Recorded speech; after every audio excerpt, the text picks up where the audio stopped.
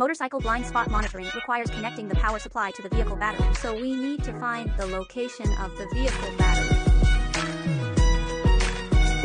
After finding the battery, we still need to find the ACC power supply.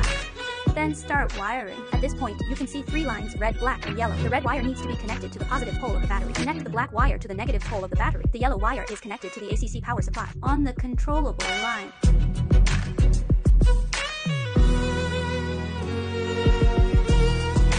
The red and black lines are now connected. Next is the yellow line. Here you need to find the corresponding ACC power supply according to your vehicle.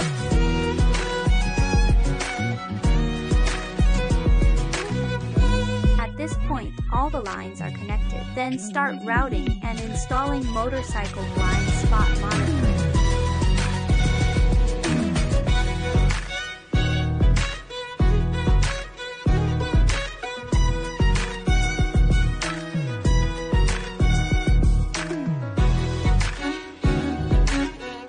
After installation is complete, we can restore all the parts.